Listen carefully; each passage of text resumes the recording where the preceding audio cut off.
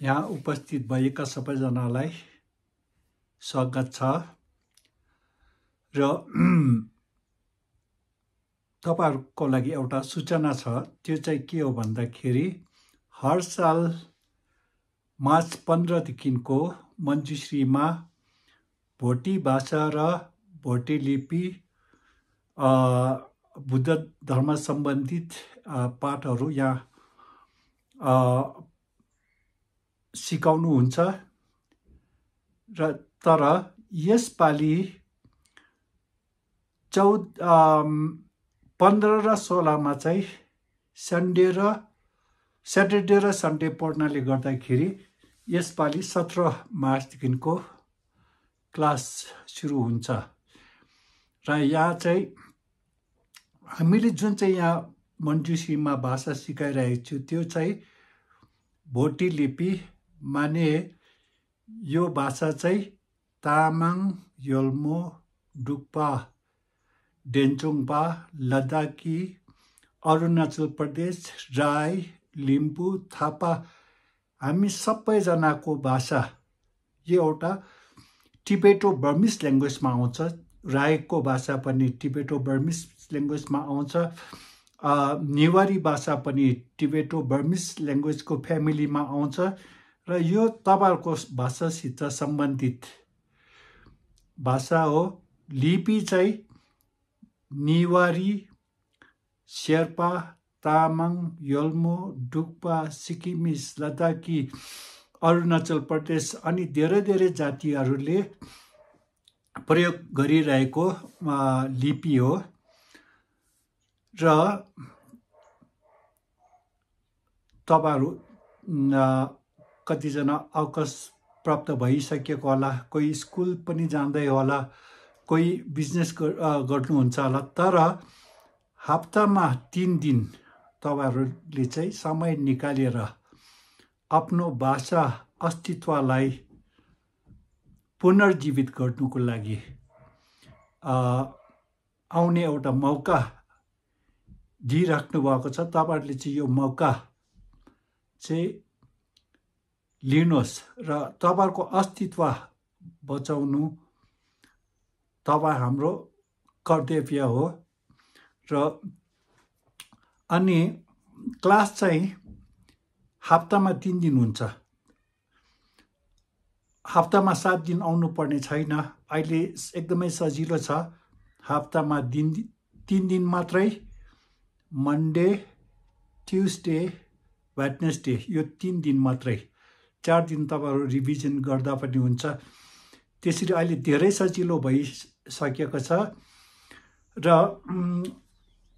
Class चाहिँ कति बजेदेखिको कति बजेसम्म हुन्छ भनेर भन्नु पर्यो भने दिउँसो 12:30 बजेदेखिको 3 बजेसम्म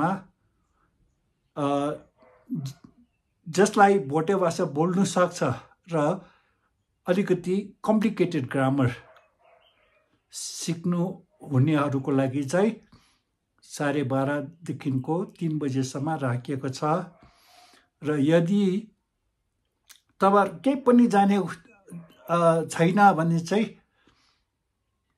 3 बजेदेखिको 4:30 बजेसम्म चाहिँ अल्फाबेट्सदेखिको काखा गङ्गादेखिको सिकाउँछ।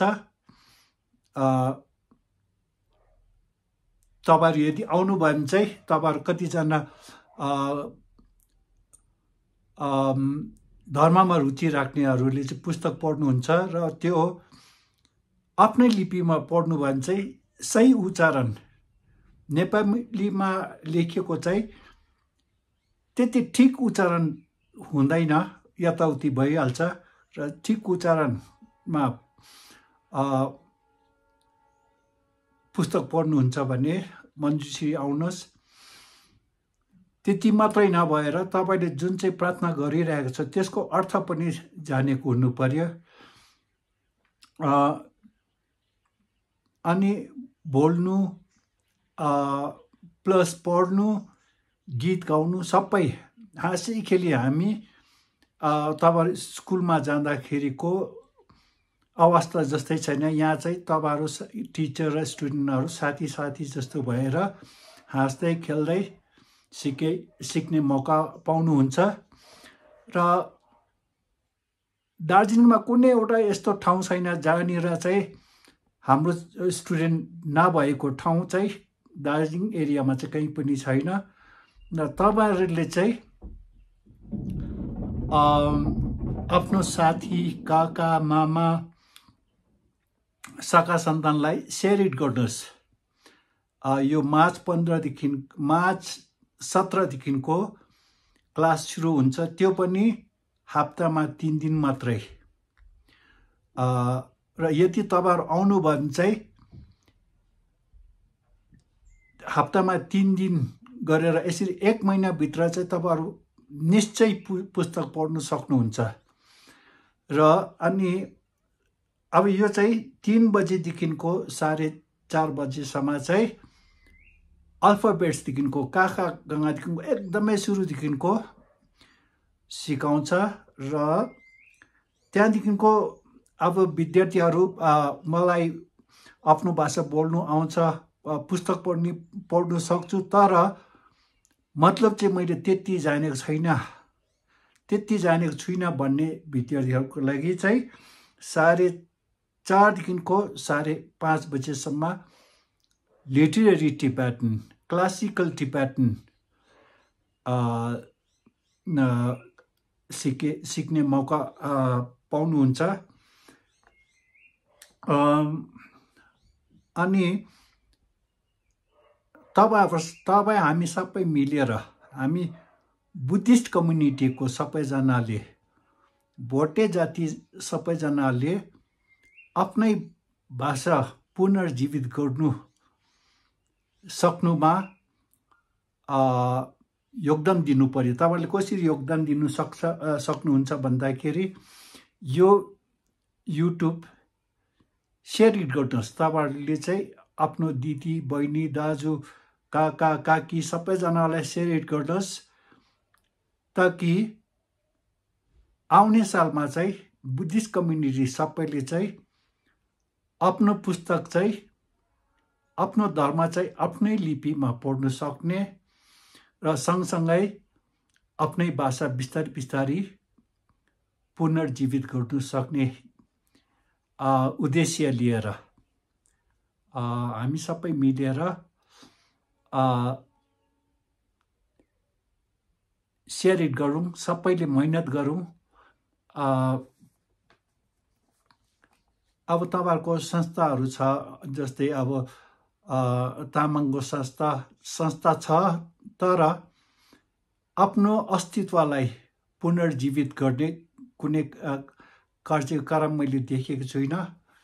र यो भोटे लिपि सिक्नु मतलब शेर्पाको लिपि, तामाङको लिपि, सिक्किमिस लिपि, यल्मो लिपि, सबैजनाको लिपि यही हो। यो टिबेटन भाषा हो, मलाई रुचि छैन भन्नु छैन, त्यो चाहिँ तपाईहरुकै लिपि हो।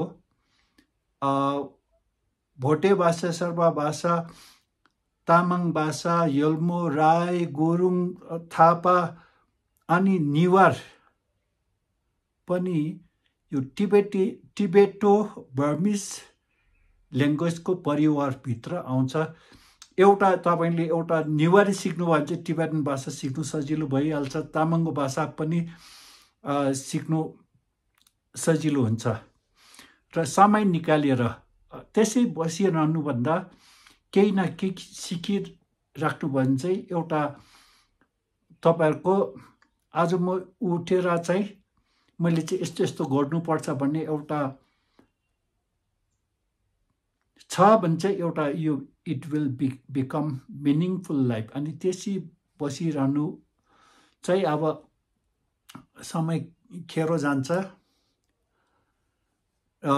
अनि तपाईहरुले लाइक इट गर्नुहोस्। लाइक इट गर्नुभयो भने चाहिँ यो युट्युबले चारैतिर छोड्छ, धेरैजनाले हेर्नु पाउँछ र धेरैजनाले दार्जिलिङमा चाहिँ यस्तो यस्तो समयमा यति दिन भोटे लिपि र भोटे भाषा जसले तपाईँ हाम्रो पुस्तक पढ्नु सक्ने जुन चाहिँ लिपि छ त्यो सिक्नु पाउँछ भनेर सबैजनाले चाल पाउने गरेर तपाईँहरूले सेयर इट गर्नुहोस्, लाइक इट गर्नुहोस्, अनि कमेन्ट त्यस्तो गर्यो भने चाहिँ युट्युबले चारैतिर एक्सपोजर दिन्छ। अनि यसरी भन्दै यो भिडियो यहीँ समाप्त गर्दैछु। अनि तपाईँहरू यहाँ आउनुभएकोमा धेरै धेरै धन्यवाद।